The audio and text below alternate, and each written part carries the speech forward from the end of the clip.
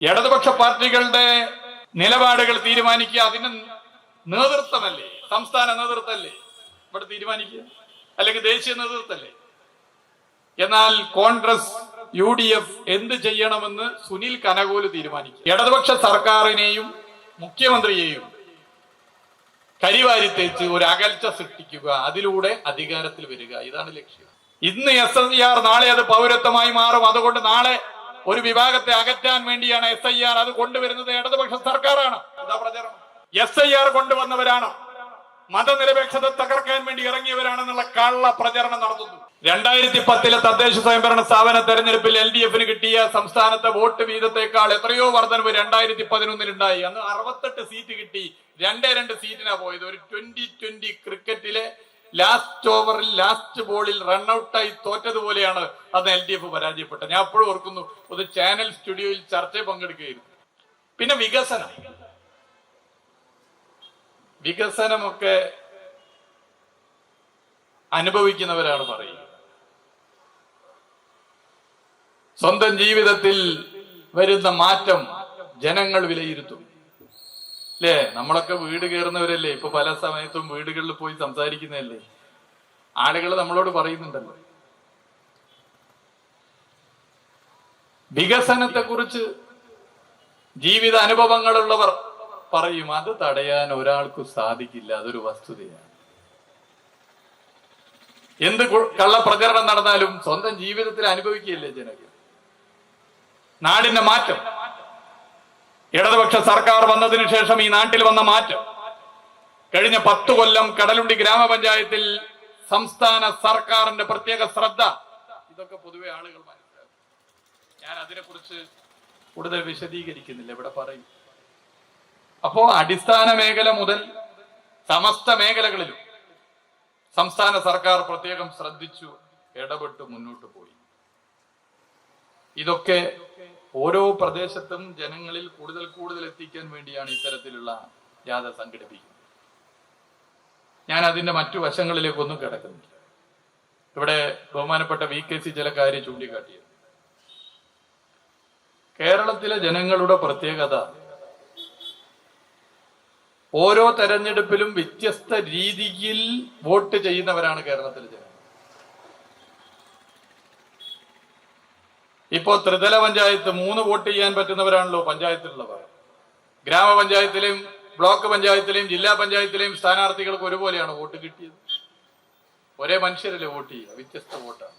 ഇനി അത് പോട്ടെ, കേരളത്തിൽ 1991-ലും 1996-ലും നിയമസഭയിലേക്കും ലോകസഭയിലേക്കും ഒരുമിച്ച് ആ തെരഞ്ഞെടുപ്പ് നടന്നു. 1991-ൽ 4 വർഷം പൂർത്തീകരിച്ച VK നായനാർ നയിക്കുന്ന LDF സർക്കാർ ജില്ലാ കൗൺസിൽ തെരഞ്ഞെടുപ്പ് കഴിഞ്ഞപ്പോ ലോക്സഭാ തെരഞ്ഞെടുപ്പ് വന്നപ്പോ ഒരുമിച്ച് തെരഞ്ഞെടുപ്പ് നടത്താൻ തീരുമാനിച്ചു. പഴയ സഖാക്കളൊക്കെ ഇവിടെ ഇല്ല, ചായച്ചുട്ടിയേട്ടനൊക്കെ ഇവിടെ ഇരിക്കുന്നു, എല്ലാവരും ഉണ്ട്. സാക്ഷരത നടപ്പിലാക്കിയ സർക്കാർ ജില്ലാ കൗൺസിൽ തൂത്തുവാരി. ലോക്സഭാ തെരഞ്ഞെടുപ്പ് 1 വർഷം ബാക്കി നിൽക്കെ തെരഞ്ഞെടുപ്പിന് നേരിട്ടു. എല്ലാവരും അന്ന് തുടർഭരണം ഉറപ്പിച്ചത്. അപ്പോഴാണ് രാജീവ് ഗാന്ധി കൊല്ലപ്പെടുന്നത്. പിന്നെ അതിന്റെ ഭാഗമായിട്ടുള്ള സംഭവ വികാസങ്ങൾ, ഒരു സഹതാപ തരംഗം കേരളത്തിലുണ്ടായി. അന്ന് ബേപ്പൂർ നിയമസഭാ മണ്ഡലത്തിന്റെ ഒരു പ്രത്യേകത, കോലീബി സ്ഥാനാർത്ഥിയായിരുന്നു ബേപ്പൂരിൽ മത്സരിച്ച്. വോട്ടിന്റെ കണക്ക് നോക്കിയാൽ കോലീബി സ്ഥാനാർത്ഥി ജയിക്കണം. എന്നാൽ വോട്ട് എണ്ണിയപ്പോൾ നമ്മുടെ സഖാവ് TK ഹംസ ഉജ്ജ്വല വിജയം നേടിയ തെരഞ്ഞെടുപ്പായിരുന്നു 1991-ലെ തെരഞ്ഞെടുപ്പ്. അന്ന് ലോകസഭാ തെരഞ്ഞെടുപ്പും നിയമസഭാ തെരഞ്ഞെടുപ്പും ഒരുമിച്ച് 2 വോട്ട് ചെയ്യുന്ന വോട്ടർമാർ. കേരളത്തിൽ ലോക്സഭാ തെരഞ്ഞെടുപ്പിൽ LDF-ന് കിട്ടിയ വോട്ട് വിഹിതത്തെക്കാൾ കൂടുതലായിരുന്നു നിയമസഭാ തെരഞ്ഞെടുപ്പിൽ LDF-ന് കിട്ടിയത്. അതായത് ലോക്സഭയിൽ UDF-ന് ചെയ്ത പലരും നിയമസഭയിൽ ഒരേ സമയത്ത് പോളിംഗ് ബൂത്തിൽ പോയപ്പോൾ ഒരേ മനുഷ്യൻ നിയമസഭയിൽ LDF-ന് ചെയ്തു. 1996 ദേവഗൌഡയും IK ഗുജറാളിനെയും പ്രധാനമന്ത്രിമാരാക്കാൻ ദേശീയ മുന്നണിക്ക് രാജ്യം വോട്ട് ചെയ്ത തെരഞ്ഞെടുപ്പ്. അന്ന് ഇതേപോലെ നിയമസഭയിലും ലോകസഭയിലും ഒരുമിച്ച് വോട്ട് ചെയ്തപ്പോൾ അന്നും ലോക്സഭയിൽ UDF വോട്ട് ചെയ്യാതെ LDF വോട്ട് ചെയ്ത കാലത്തും നിയമസഭയിൽ LDF സ്ഥാനാർത്ഥികൾക്ക് കൂടുതൽ വോട്ട് കിട്ടി.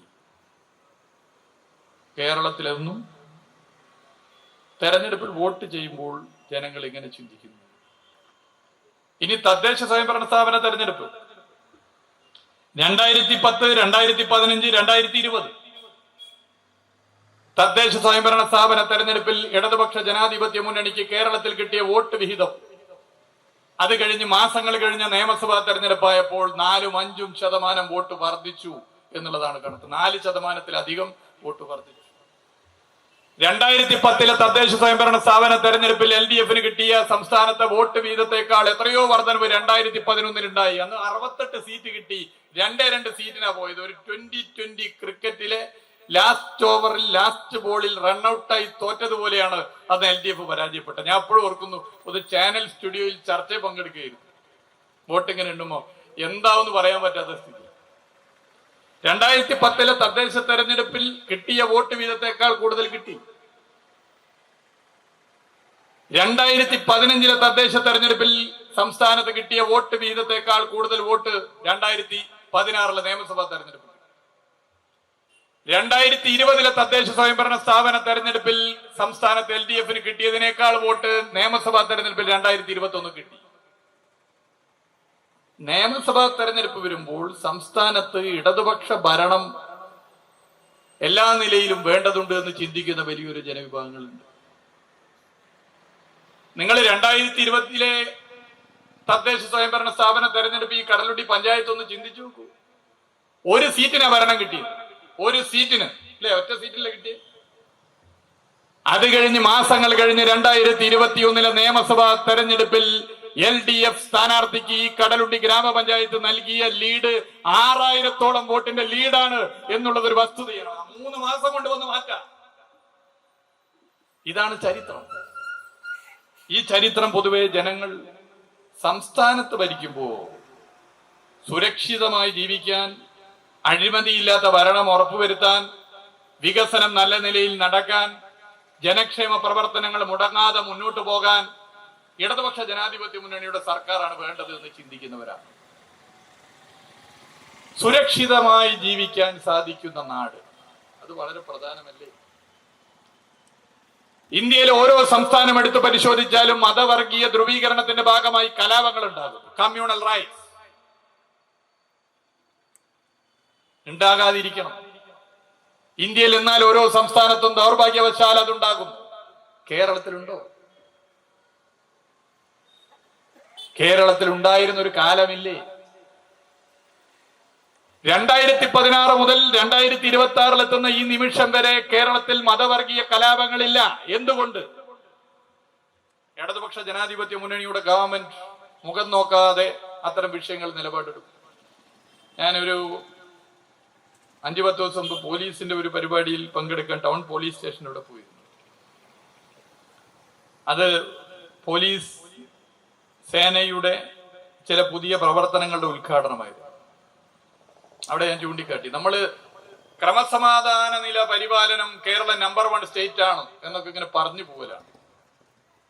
വർഗീയ കലാപം, വർഗീയ ധ്രുവീകരണം ഇടതുപക്ഷം ഭരിക്കുമ്പോൾ കേരളത്തിലില്ല. അതിലെന്താണ് സർക്കാരിന്റെ റോൾ? അതിലെന്താണ് പോലീസിന്റെ റോൾ? അത് പരമപ്രധാനല്ലേ? എവിടെയെങ്കിലും എന്തെങ്കിലും ചെറിയ പോരായ്മയുണ്ടെങ്കിൽ രഹസ്യ പോലീസ് വിഭാഗം അതറിയിക്കും. അതിൽ കക്ഷി ചേരാതെ മെറിറ്റ് അടിസ്ഥാനത്തിൽ പോലീസ് നിലപാടെടുത്താൽ അത് ഒഴിവാക്കാൻ പറ്റും. UDF കേരളത്തിൽ ഭരിക്കുമ്പോൾ ഇന്ത്യയിൽ ഇന്ന് മറ്റു സംസ്ഥാനങ്ങളിൽ നടക്കുന്നത് പോലെ പോലീസ് ഇത്തരം വിഷയങ്ങളിൽ കക്ഷി ചേരും. കർണാടകയിൽ നിങ്ങൾ കണ്ടില്ലേ, BJPയുടെ ഭരണം താഴെയിറക്കാൻ മതനിരപേക്ഷ മനസ്സുകൾ പോലും ആഗ്രഹിച്ച് കോൺഗ്രസിനെ അധികാരത്തിലെത്തിച്ചു. 3000 വീടുകളാ മതന്യൂനപക്ഷ വിഭാഗങ്ങളുടെ വീടുകൾ ബുൾഡോസർ കൊണ്ട് തകർത്തു. ഇന്ത്യയിൽ BJP ഭരിക്കുന്ന സംസ്ഥാനങ്ങൾക്ക് സമാനമായി കർണാടകയിൽ അത് നമ്മൾ കണ്ടു. കോൺഗ്രസും BJPയും ഭരിക്കുന്ന സംസ്ഥാനങ്ങൾ ഉൾപ്പെടെ വർഗീയ കലാപം ഉണ്ടാകുമ്പോൾ കേരളത്തിൽ 10 വർഷത്തിനിടയിൽ ഒരു വർഗീയ കലാപം പോലും ഉണ്ടാകാതിരിക്കാൻ കാരണം ഇടതുപക്ഷം ഭരിക്കുന്നു എന്നുള്ളത് തന്നെയാണ്. അതാണ് അതിന്റെ പ്രത്യേകത. പോലീസ് കക്ഷി ചേരില്ല, സർക്കാർ കക്ഷി ചേരില്ല, മെറിറ്റ് അടിസ്ഥാനത്തിൽ നിലപാടെടുക്കും, തെറ്റായ പ്രവണതകൾ അനുവദിക്കില്ല. അതാണ് പ്രത്യേകത. ഇത് പൊതുവെ ജനങ്ങൾ മനസ്സിലാക്കുന്നുണ്ട്. ജനങ്ങൾ ഇത് പൊതുവെ മനസ്സിലാക്കുന്നു. അതുകൊണ്ട് ക്രമസമാധാന പരിപാലനം ഭദ്രമാക്കണമെങ്കിൽ ഇത്തരം വിഷയങ്ങളിൽ ശരിയായ നിലപാടെടുക്കാൻ ഇടതുപക്ഷ ഗവൺമെന്റിന് സാധിക്കൂ എന്ന് പൊതുവെ ആളുകൾ കരുതുന്നു. 2021 നിയമസഭാ തെരഞ്ഞെടുപ്പ് കഴിഞ്ഞപ്പോൾ കോൺഗ്രസിന്റെ നേതൃത്വത്തിൽ ചിലർ വിലയിരുത്തി, ഇങ്ങനെ പോകാൻ പറ്റില്ല, നമ്മൾ നേതൃത്വം മാത്രം ചർച്ച ചെയ്ത് കാര്യങ്ങൾ തീരുമാനിച്ചാൽ പറ്റില്ല, ഒരു സ്പെഷ്യലിസ്റ്റിനെ കൊണ്ടുവരണം. അങ്ങനെയാണ് തെരഞ്ഞെടുപ്പ് കൺസൾട്ടന്റ് സുനിൽ കനകോലുവിനെ കൊണ്ടുവരുന്നത്. ഇപ്പൊ ഇടതുപക്ഷ പാർട്ടികളുണ്ട്, വിവിധ പാർട്ടികളുടെ നേതാക്കന്മാരാണ് ഈ സ്റ്റേജിൽ ഇരിക്കുന്നത്, സദസ്സിലുണ്ട്. ഇടതുപക്ഷ പാർട്ടികളുടെ നിലപാടുകൾ തീരുമാനിക്കുക അതിന് നേതൃത്വമല്ലേ, സംസ്ഥാന നേതൃത്വമല്ലേ ഇവിടെ തീരുമാനിക്കുക, അല്ലെങ്കിൽ ദേശീയ നേതൃത്വമല്ലേ? എന്നാൽ കോൺഗ്രസ് UDF എന്ത് ചെയ്യണമെന്ന് സുനിൽ കനകോലു തീരുമാനിക്കുക നിശ്ചയിച്ചു. അങ്ങനെ കനകോലു തീരുമാനിച്ചു. അതിൽ കനകോലു പറഞ്ഞു, കേരളത്തിൽ ഇടതുപക്ഷത്തെ സൈഡ് ലൈൻ ചെയ്യണമെങ്കിൽ 2021 തുടർ ഭരണത്തിന്റെ പല കാരണങ്ങളുണ്ട്. ഒന്ന് സർക്കാരിന്റെ വിശ്വാസ്യത, ഒന്ന് ഈ പറയുന്ന മതനിരപേക്ഷത കാത്തു സംരക്ഷിക്കണമെങ്കിൽ ഇടതുപക്ഷം തുടരണം. ഇങ്ങനെയൊക്കെ കരുതുന്ന UDFന് പരമ്പരാഗതമായി വോട്ട് ചെയ്യുന്ന കോൺഗ്രസ്സുകാരും ലീഗുകാരും ഒക്കെ ഉൾപ്പെടെ വലിയൊരു ജനങ്ങളുണ്ട്. അവരുടെ മനസ്സിൽ ആദ്യം ഇത് തകർക്കണം. 2021 ഇടതുപക്ഷം അധികാരത്തിൽ വരുന്നതിന് പല കാരണങ്ങളുണ്ട്. അതിലൊരു കാരണം, പല കാരണങ്ങളിൽ ഒരു കാരണം കേരളത്തിലെ മുഖ്യമന്ത്രിയോട് കേരളത്തിലെ മതനിരപേക്ഷ മനസ്സിനുള്ള വിശ്വാസ്യതയാണ്. അത് അടിച്ചു പൊളിക്കണം. അങ്ങനെ അടിച്ചു പൊളിക്കാൻ തീരുമാനിച്ചതിന്റെ ഭാഗമായിട്ടാണ് ഇപ്പൊ കുറെ കള്ളപ്രചരണ വേലകൾ വളരെ ബോധപൂർവം ഇറക്കുന്നത്. ആ കള്ളപ്രചരണങ്ങൾ ഇങ്ങനെ അടിച്ചടിച്ചടിച്ചടിച്ചടിച്ചടിച്ചടിച്ച് കേരളത്തിലെ മതനിരപേക്ഷ മനസ്സുകളിൽ ഇടതുപക്ഷ സർക്കാരിനെയും മുഖ്യമന്ത്രിയെയും കരിവാരി തേച്ച് ഒരു അകൽച്ച സൃഷ്ടിക്കുക, അതിലൂടെ അധികാരത്തിൽ വരിക, ഇതാണ് ലക്ഷ്യം. എന്നാൽ ജനങ്ങൾ ഇത് കാര്യങ്ങൾ തിരിച്ചറിഞ്ഞ് മുന്നോട്ട് വരുന്നു. ഇടതുപക്ഷം ദുർബലപ്പെട്ടാൽ മതനിരപേക്ഷതക്കാണ് പോറൽ. ഏത് മതത്തിൽ വിശ്വസിക്കുന്നവരായിക്കൊള്ളട്ടെ, മതസൗഹാർദ്ദം തകരുന്ന ഒരു അന്തരീക്ഷം സർക്കാർ തന്നെ നേതൃത്വം കൊടുത്തുണ്ടാക്കിയാൽ കേരളത്തിന് സ്ഥിതി അപകടകരമാകും. കേരളം വലിയ അപകടത്തിലേക്ക് പോകും. അതുകൊണ്ട് അത് ഉണ്ടാകരുത് എന്ന് ചിന്തിക്കുന്നവരാണ് ജനങ്ങളിൽ ഭൂരിപക്ഷം. ആ ചിന്താഗതി ശക്തിപ്പെട്ടു വരും. എന്നാൽ ഇവിടെ ബോധപൂർവം ഇത്തരം പ്രചരണങ്ങൾ അഴിച്ചുവിടുമ്പോൾ ഇപ്പോ ഇടതുപക്ഷത്തെ ആക്രമിക്കുന്നത് കേരളത്തിന്റെ മതനിരപേക്ഷതയാണ്, മതസാഹോദര്യത്തെയാണ്. ഇടതുപക്ഷം കേരളത്തിൽ ദുർബലപ്പെട്ടാൽ അവിടെ ദുർബലപ്പെടുന്നത് കേരളത്തിന്റെ മതസഹോദര്യമാണ്. ഇടതുപക്ഷത്തിന് എന്തെങ്കിലും പോറലേറ്റാൽ അവിടെ പ്രയാസപ്പെടുന്നത് കേരളത്തിന്റെ മതസഹോദര്യമാണ്. ഇത് പൊതുവെ ജനങ്ങൾ തിരിച്ചറിയും. ഇടതുപക്ഷ സർക്കാർ കേരളത്തിൽ ശക്തമായി നിലനിൽക്കേണ്ടത് കേരളത്തിലെ ഏത് മതത്തിൽ വിശ്വസിക്കുന്ന, മതസാഹോദര്യം ആഗ്രഹിക്കുന്ന മതനിരപേക്ഷ മനസ്സുകളുടെ ആവശ്യമാണ്. എന്തൊക്കെ കള്ളപ്രചരണം! ഇപ്പോ ഇടതുപക്ഷ ജനാധിപത്യ മുന്നണിയുടെ നേതൃത്വത്തിൽ SIR-നെതിരെ സമരം ഫെബ്രുവരി 2-ാം തീയതി തീരുമാനിച്ചപ്പോ ഒരാൾ ചോദിക്കണേ, LDF SIR-നെതിരെ സമരം, അപ്പൊ LDF അല്ലേ SIR കൊണ്ടുവന്നത്? അപ്പൊ വേറൊരാൾ പറഞ്ഞു LDF SIR കൊണ്ടുവന്നത്, SIR കൊണ്ടുവന്നത് ഫെഡറൽ സംവിധാന തത്വങ്ങളിൽ രാജ്യത്ത് കേന്ദ്ര സർക്കാരല്ലേ. നോക്കുമ്പോ ഈ പറഞ്ഞ ആളെ വീട്ടിൽ പോയി പറഞ്ഞു കൊടുത്തിരിക്കുകയാണ് ഇടതുപക്ഷ സർക്കാരാണ് SIR കൊണ്ടുവന്നത്. എങ്ങനെയുണ്ട് കള്ളത്തരം? ഇന്ന് SIR, നാളെ അത് പൗരത്വമായി മാറും. അതുകൊണ്ട് നാളെ ഒരു വിഭാഗത്തെ അകറ്റാൻ വേണ്ടിയാണ് SIR അത് കൊണ്ടുവരുന്നത് ഇടതുപക്ഷ സർക്കാരാണ്. ഇതാ പ്രചരണം. ആർക്കെതിരെയാ പ്രചരണം? ഇടതുപക്ഷ ജനാധിപത്യ മുന്നണിക്കെതിരെ, ഇടതുപക്ഷ സർക്കാരിനെതിരെ. ഇന്ത്യ രാജ്യത്ത് പൗരത്വ നിയമം നടപ്പിലാക്കാനുള്ള ശ്രമം നടത്തിയപ്പോൾ ഇന്ത്യയിലെ എല്ലാ മതനിരപേക്ഷ സർക്കാരുകൾക്കും മാതൃകയായി ഒരു സർക്കാർ അതിന്റെ നിയമസഭാ സമ്മേളനത്തിൽ ആ സർക്കാർ നയിക്കുന്ന മനുഷ്യൻ എഴുന്നേറ്റ് നിന്ന് ഒരു പ്രമേയം അവതരിപ്പിച്ചു. ആ പ്രമേയം എന്റെ സംസ്ഥാനത്തിന്റെ മണ്ണിൽ ഈ നിയമം നടപ്പിലാക്കാൻ അനുവദിക്കില്ല. ആ എഴുന്നേറ്റ് നിന്ന് പ്രമേയം അവതരിപ്പിച്ച മനുഷ്യൻ ഒരു മുഖ്യമന്ത്രിയാണ്. ആ മുഖ്യമന്ത്രിയുടെ പേര് സഖാവ് പിണറായി വിജയനാണ് എന്ന് ഈ കേരളത്തിലെ മതനിരപേക്ഷ മനസ്സിനറിയാം. ആ മുഖ്യമന്ത്രിയെയും ആ സർക്കാരിനെയും SIR കൊണ്ടുവന്നവരാണ്, മതനിരപേക്ഷത തകർക്കാൻ വേണ്ടി ഇറങ്ങിയവരാണെന്നുള്ള കള്ള പ്രചരണം നടത്തുന്നു. ഇതാണെന്ന് കേരളത്തിൽ കണ്ടുകൊണ്ടിരിക്കുന്ന ഒരു പ്രത്യേകത. നേരത്തെ ഇത്തരം കള്ള പ്രചരണങ്ങൾ നടത്തുന്നതിന് ഒരു പരിധിയൊക്കെ ഉണ്ടായിരുന്നു. ഒരു പരിധിയില്ല. കനകോല് വന്നതിന് ശേഷം തോന്നിയതുപോലെയാണ് എന്തും പറയുക, എന്തും വിളിച്ചു പറയുക, എന്ത് അസമ്മതവും പറയുക. രാഷ്ട്രീയത്തെ മലീമസമാക്കുന്ന നിലയിലേക്ക് കേരളത്തിന്റെ രാഷ്ട്രീയത്തെ മാറ്റിമറിക്കുന്ന സ്ഥിതി ഉണ്ടാക്കുന്നു. ഇത് ആരെ സഹായിക്കാനാണ്? ഇത് ഈ നാടിനെ മതവർഗീയതയുടെ പേരിൽ ധ്രുവീകരണം സൃഷ്ടിച്ച് കോർപ്പറേറ്റ് താല്പര്യങ്ങൾ സംരക്ഷിച്ച് ജനക്ഷേമ പ്രവർത്തനങ്ങളെ അട്ടിമറിച്ച് സേവന മേഖലയിൽ നിന്നും സർക്കാർ പിന്തിരിയണമെന്ന് ആഗ്രഹിച്ച് ഇടപെടുന്ന നവ ഉദാരവൽക്കരണ നയം നടപ്പിലാക്കുന്ന ശക്തികളെ സഹായിക്കാനല്ലേ? ഇടതുപക്ഷ സർക്കാർ ദുർബലപ്പെട്ടാൽ, ഇടതുപക്ഷ പ്രസ്ഥാനം ദുർബലപ്പെട്ടാൽ ഇവിടെ ദുർബലപ്പെടുന്നത് ഈ നാട്ടിലെ സാധാരണ മനുഷ്യരാണ്. ഇവിടെ ദുർബലപ്പെടുന്നത് ഈ സംസ്ഥാനത്തെ മത സാഹോദര്യവും മതനിരപേക്ഷതയും. ഇത് പൊതുവെ ജനങ്ങൾ മനസ്സിലാക്കുന്നു. ആ തിരിച്ചറിവാണ് 2010-ലും 2015-ലും 2020-ലും തദ്ദേശ സ്വയംഭരണ സ്ഥാപന തെരഞ്ഞെടുപ്പുകളിൽ കിട്ടിയതിനേക്കാൾ കൂടുതൽ വോട്ട് കിട്ടി ഇടതുപക്ഷം മുന്നേറി. അതിന് സമാനമായ അന്തരീക്ഷം കേരളത്തിൽ വരുന്നത്. പിന്നെ ലോകസഭാ തെരഞ്ഞെടുപ്പ്, ദേശീയ രാഷ്ട്രീയത്തിൽ ഇടതുപക്ഷത്തിന് വോട്ട് ചെയ്തിട്ട് എന്ത് കാര്യം? BJPയും കോൺഗ്രസും തമ്മിലല്ലേ മത്സരം, രാഹുൽ ഗാന്ധിയും നരേന്ദ്രമോദിയും തമ്മിലല്ലേ മത്സരം എന്നുള്ള പ്രചരണത്തിൽ പെട്ടുപോയി പലരും വോട്ട് ചെയ്തു. അങ്ങനെ വോട്ട് ചെയ്തു. വോട്ട് ചെയ്തവർ നിയമസഭാ തെരഞ്ഞെടുപ്പായപ്പോ മാറി ചെയ്തില്ലേ? ഇതെന്താ പുതിയ സംഭവം? 2019 ലോക്സഭാ തെരഞ്ഞെടുപ്പ് കഴിഞ്ഞപ്പോൾ കേരളത്തിൽ 20-ൽ 19 സീറ്റിലാ UDF ജയിച്ചത്. അന്ന് ഈ ബേപ്പൂർ നിയോജക മണ്ഡലത്തിൽ UDF സ്ഥാനാർത്ഥിക്ക് കിട്ടിയ ലീഡ് 10,000 വോട്ടാണ്. 10,000 വോട്ട്. 2019-ൽ 10,000 വോട്ടിന്റെ ലീഡ് ലോക്സഭാ തെരഞ്ഞെടുപ്പിൽ UDF നേടിയ ഇതേ ബേപ്പൂർ നിയോജക മണ്ഡലത്തിൽ 2021-ലെ നിയമസഭാ തെരഞ്ഞെടുപ്പിൽ 28,000 വോട്ടിന് LDF സ്ഥാനാർത്ഥി വിജയിക്കുന്ന സ്ഥിതിയുണ്ട്.